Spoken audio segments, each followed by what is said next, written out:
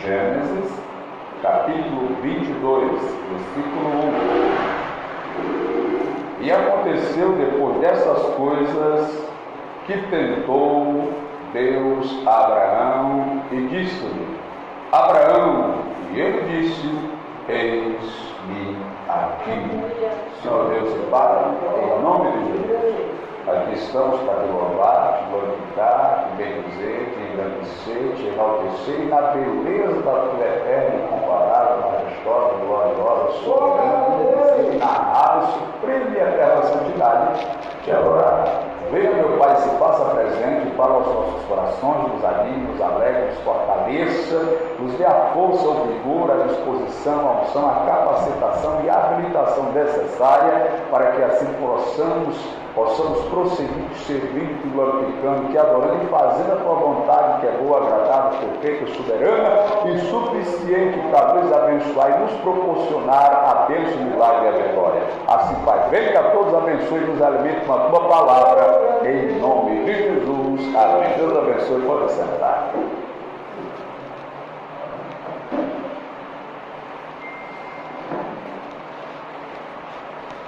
A primeira morte registrada na Bíblia de um ser humano é a morte de Abel, sendo ele morto pelo próprio irmão Caim. Esta é a primeira morte. Morte física, literal, na verdade, um assassinato. O segundo assassinato que a Bíblia registra, a Bíblia não fala o nome da pessoa que for assassinada, mas diz o nome da pessoa que assassinou. Este é o segundo. Foi Lameque, o homem que cometeu o segundo homicídio, o segundo assassinato na Bíblia. A Bíblia diz que um deles chegou para suas esposas, ele tinha duas, e disse: mulheres de Lameque, matei um homem por me ferir, e um mancebo ou um jovem por me pisar. Na verdade, essas duas pessoas, eu aprendi isso ainda no ano de 94, na escola bíblica, que era uma mesma pessoa, tanto que feriu como pisou, simplesmente porque a pessoa pisou no seu pé, ele a matou. Era nessa época que não existia lei, não existia regra, não existia sistema, as pessoas viviam de forma desordenada. Este foi o segundo assassinato, homicídio da terra. Só que Deus vai fazer uma promessa para Abraão. Mas a promessa que Deus faz para Abraão era que dele ia fazer uma grande nação, ia gerar filhos e ele ia se tornar grande e numeroso na terra. Até que Abraão chega à idade de 99 anos e ainda não tem acontecido a promessa. Sara está com 89. Eles já não acreditam mais no milagre de Deus, tanto que quando Deus confirma isso, ele ri e Sara também. Mas de repente Deus opera o milagre e nasce Isaac. Quando Isaac já está adolescente, a Bíblia diz que Deus decidiu tentar ou provar a Abraão. E a provação que Deus vai trazer para a vida de Abraão é exatamente lhe pedir que ofereça em holocausto o seu filho, o seu único filho. E alguém um dia me fez essa pergunta na rua, eu evangelizando, e disse: pastor, me responda essa pergunta. Por que é que a Bíblia diz que quando Deus fala com Abraão, para ele oferecer o único filho, Ismael, onde era que ficou? Onde ficou?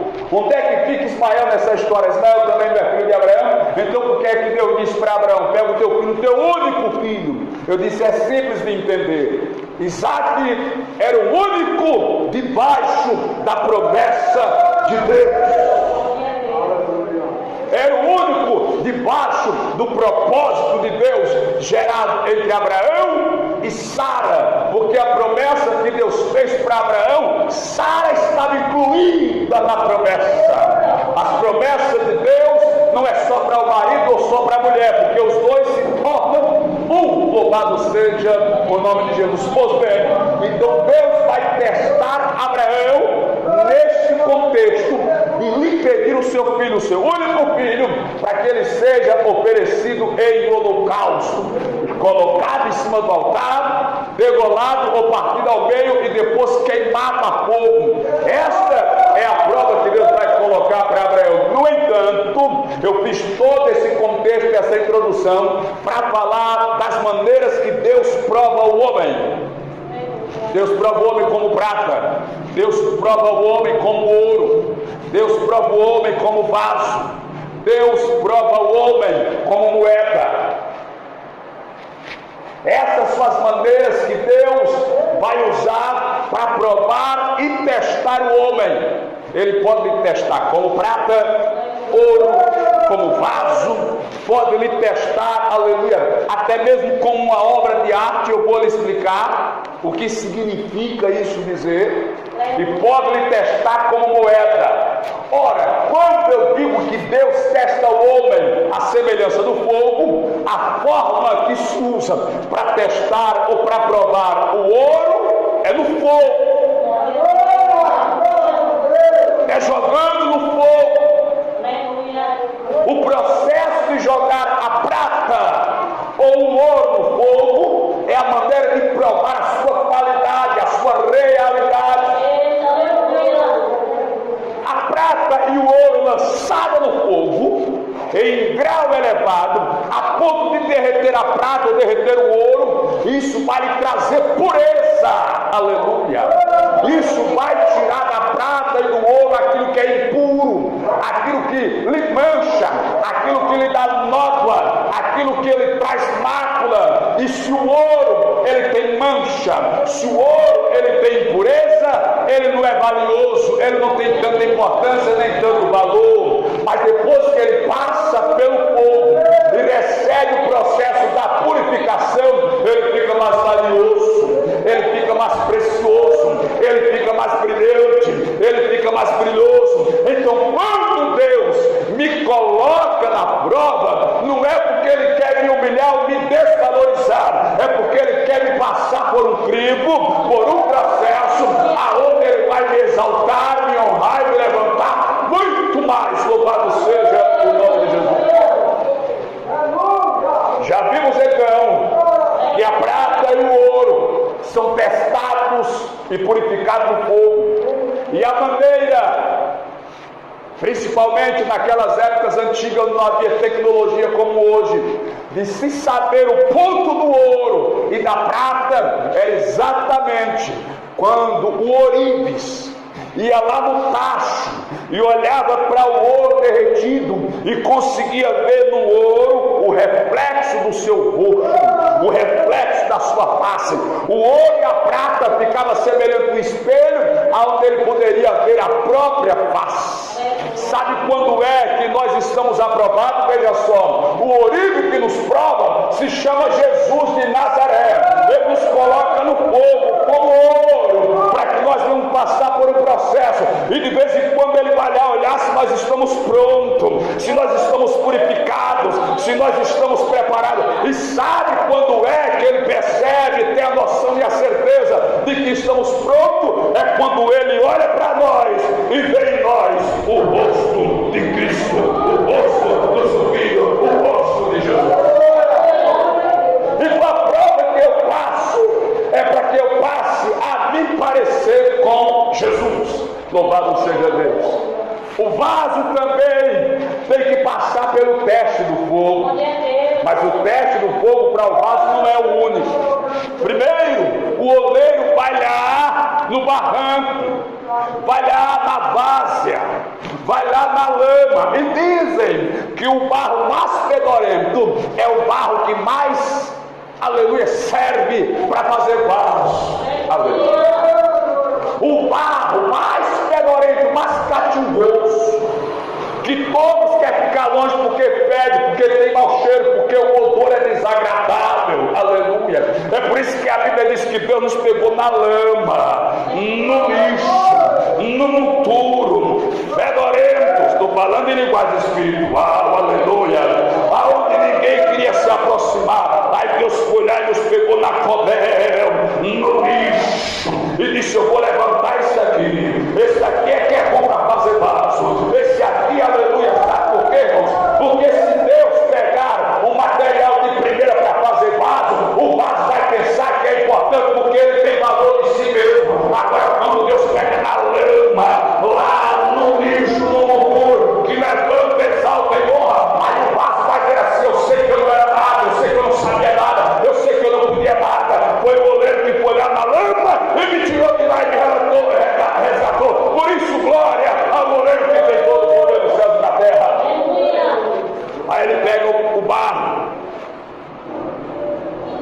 coloca no sol. Porque se você não sabe, o barro, ele tem oxigênio dentro dele, bolhas de oxigênio. Então ele coloca no sol, que é para secar. Quando ele seca, ele murcha. Ele murcha. Ele diminui.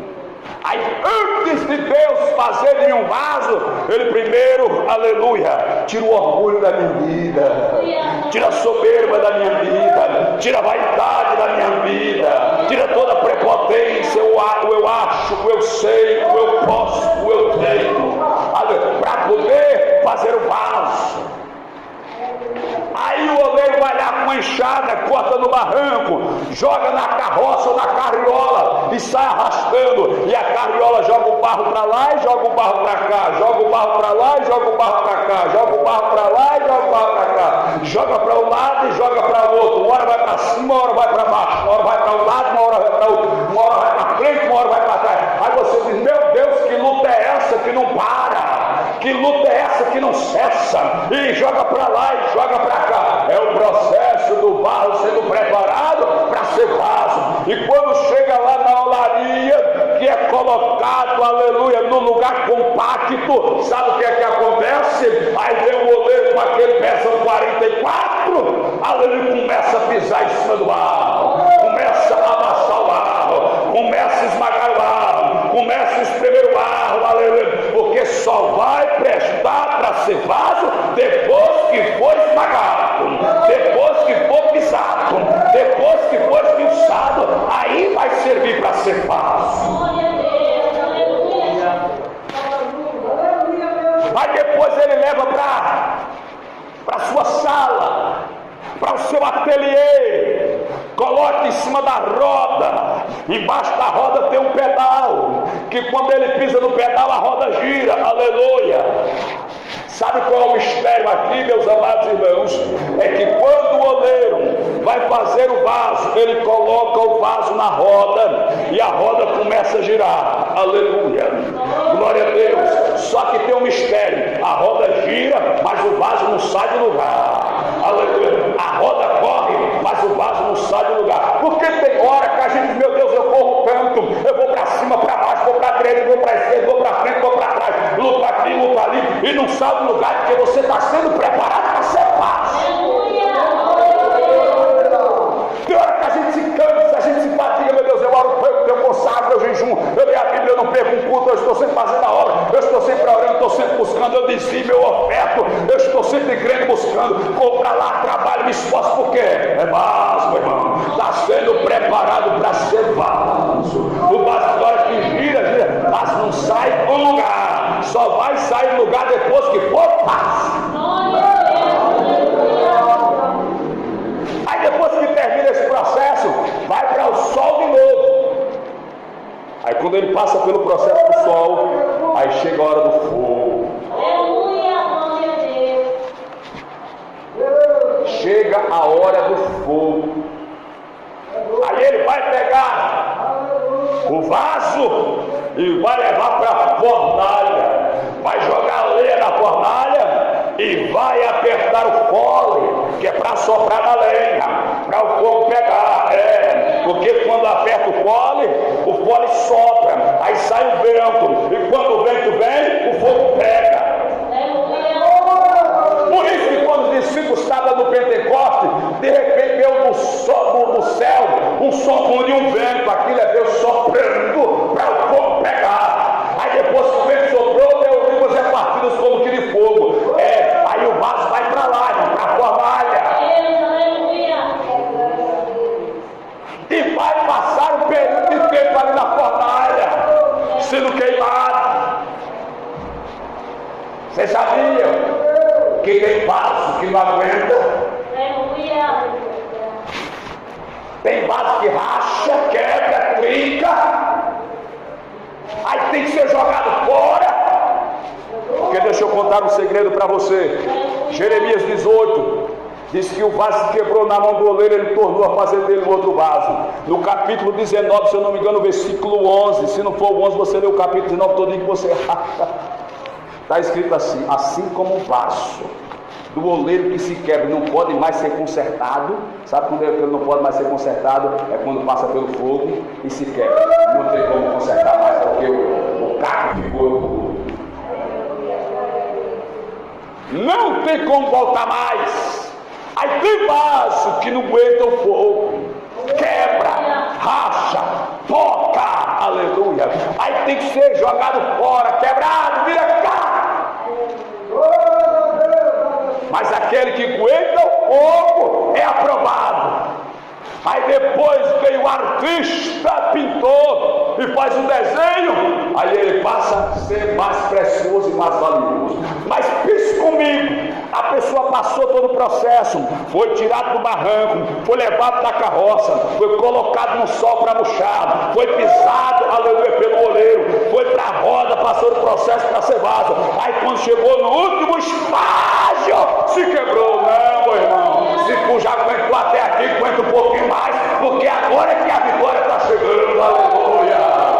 É, porque o último estágio é o pior de todos, aleluia. Ser arrancado do barranco é fácil, ser levado na carroça, o balanço é fácil, ser pisado ainda é fácil, pegar a forma de vaso é fácil, ir para o sol para secar é fácil. O difícil é passar na fornalha, é o último estágio, é a última prova, vai ser a mais difícil, mas se você passar por ela, você vai ser aprovado.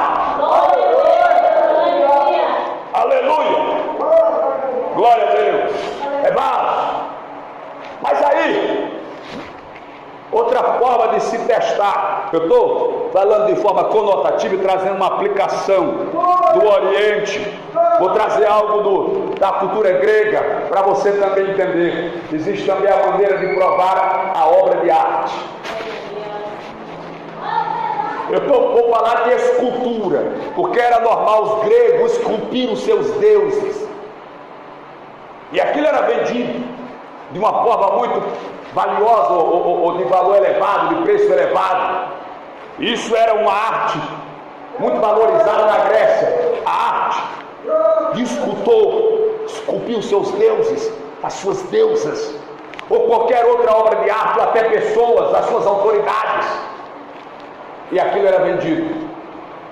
Porém, quando o artesão, o escultor, ele não era muito bom, ele se atrapalhava, aí ele tirava demais. Por exemplo, se fosse fazer a minha bochecha, aí fizesse a fila aqui, aí ficava errado. Não, a dele é mais cheinha, mas tirou. Aí o que era que ele fazia para compensar? Ele trazia cera e colocava cera para dar o enchimento. É daí que vem a palavra sincera.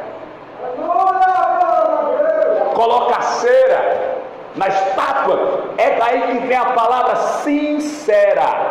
Por quê? Porque o escultor às vezes se sentia lesado, prejudicado. Ele fazia um trabalho bonito, bem feito, de qualidade, mas o outro fazia um trabalho de qualidade baixa, ruim, desajeitado, colocava cera para tapar. Aí o que era que o escultor mais gabaritado fazia? Ele pegava uma placa e escrevia na placa e colocava na frente das suas imagens, das suas estátuas, das suas esculturas, a seguinte frase: sem cera. Entendeu a palavra sincera? É sem cera.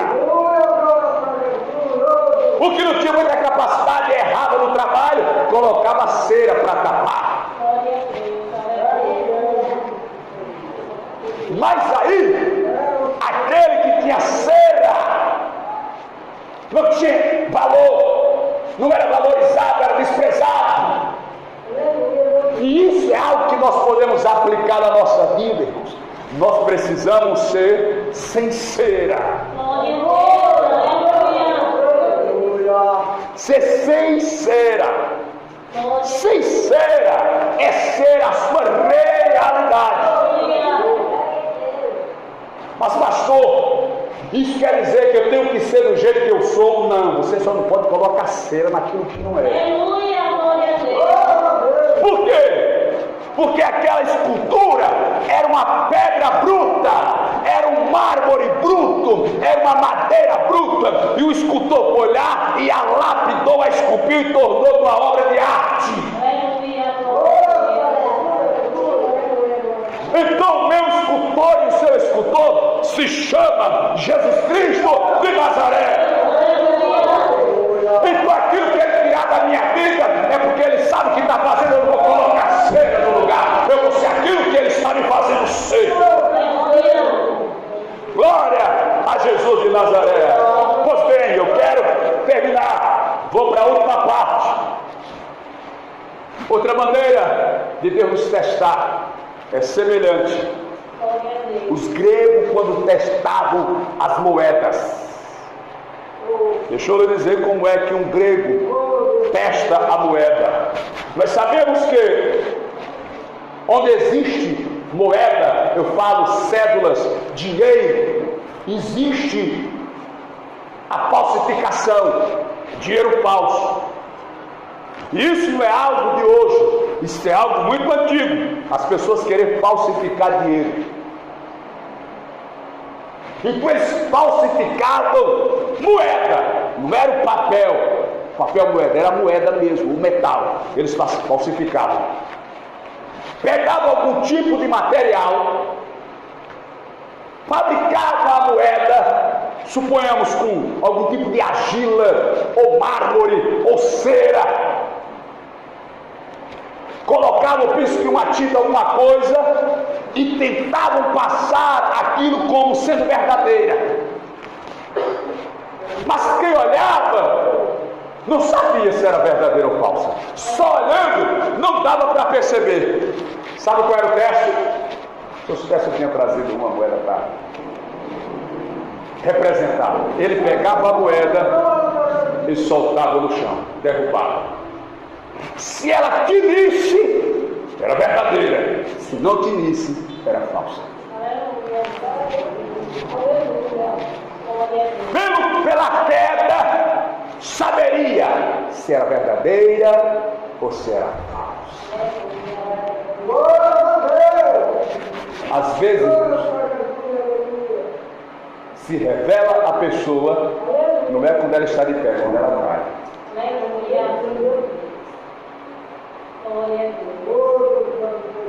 Às vezes nós conhecemos a pessoa, não é quando ela está de pé, quando ela cai.